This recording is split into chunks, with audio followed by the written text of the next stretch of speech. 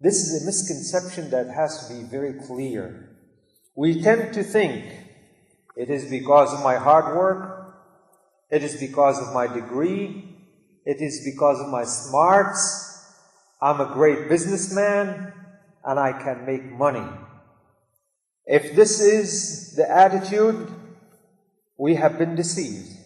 And only those who are attached to the Quran and recite Quran with the aim to be guided, the aim should be guidance, will realize that, what I have isn't mine. What I have is a fadl from Allah subhanahu wa ta'ala. No matter how hard I worked or how less I worked, whatever I have is by the grace of Allah subhanahu wa ta'ala. And we have many ayat to demonstrate this fact. In Surah Al-Jumu'ah, Allah subhanahu wa ta'ala said, O you who believe, when the salah for Jumu'ah, the iqamah, the adhan is called, فَاسْعَوْا إِلَى ذِكْرِ اللَّهِ, hasten to the remembrance of Allah. وَذَرُوا الْبَيْعِ, leave your businesses, leave everything and hasten to remember Allah. ذَلِكُمْ خَيْرٌ لَكُمْ إِن كُنتُمْ تَعْلَمُونَ. This is better for you only if you know.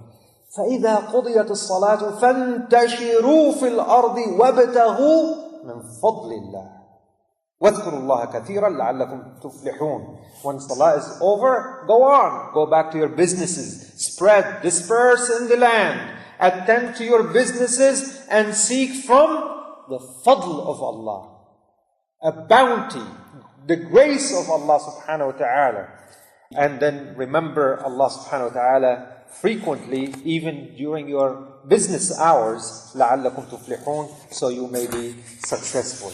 You have in Surah Al-Muzammil again, وَآخَرُونَ يَضْرِبُونَ فِي الْأَرْضِ يَبْتَغُونَ مِنْ فَضْلِ اللَّهِ. You find others, some people are reciting Quran and some people are busy with jihad in the path of Allah, while others, وَآخَرُونَ يَضْرِبُونَ فِي الْأَرْضِ يَبْتَغُونَ مِنْ فَضْلِ اللَّهِ. You find others out in this world, out in the land, seeking from the fadl of Allah, the bounties of Allah. So our attitude should be what Allah subhanahu wa ta'ala taught us in Surah Al-Naml, هَذَا مِنْ فَضْلِ رَبِّي. This is from the grace of Allah. This is from the bounties of Allah. We tend to think that we earned everything. The word kasb in the Quran, most of the times, in most of the places, the word kasb appears in the Quran. It refers to earning sins or good deeds, not money.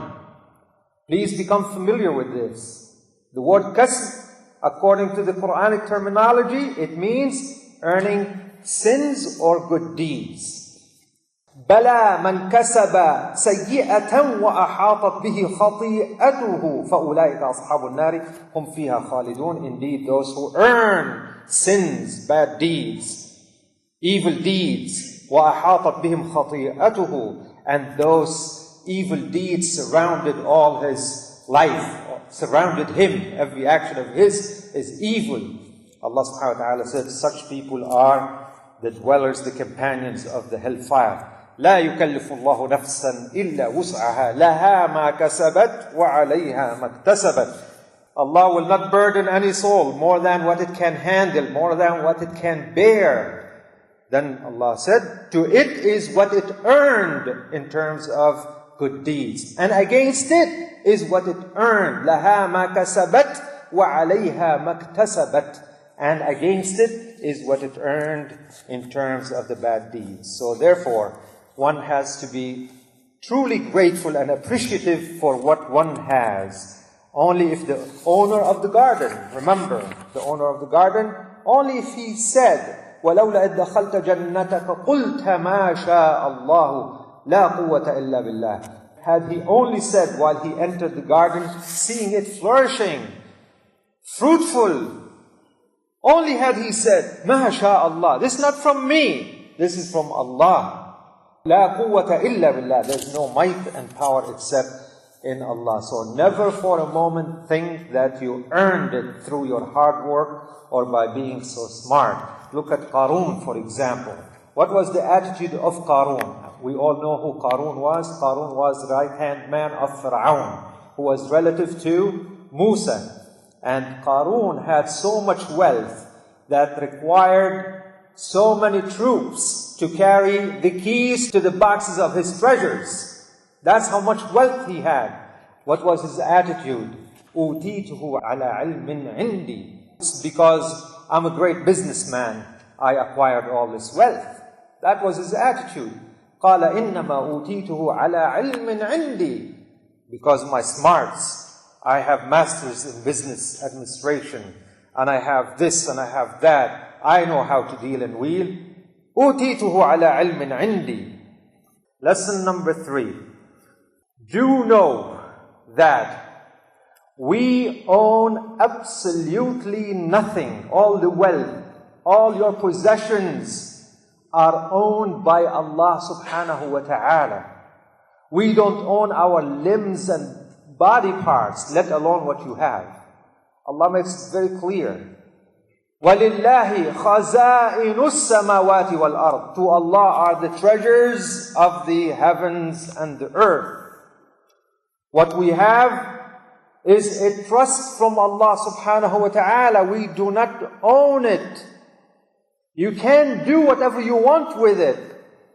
This is a big test from Allah subhanahu wa ta'ala. And I narrated the ayah. إِنَّمَا أَمْوَالُكُمْ وَأَوْلَادُكُمْ فِتْنَةٌ. Surely your wealth and your children are but a trial for you, a test for you. Allah is testing you with what you have. If He blessed you with so much money, you should be frightened. You should be fearful. What am I going to do with this money? Allah is testing you. He wants to see what you would do with it. Would you waste it? Would you spend it lavishly, extravagantly? Or would you spend it on the poor, the deprived, and the needy? You have to pay zakat on your wealth. You cannot waste it, because Allah subhanahu wa ta'ala does not love those who waste, the wasteful ones. Surah Al-An'am, Allah subhanahu wa ta'ala said, I'll go to the translation, and it is He who causes gardens to grow, both trellised and untrellised, meaning vine and unvine like fruits, and palm trees and crops of different kinds of food, and olives and pomegranates, all resembling one another and yet so different.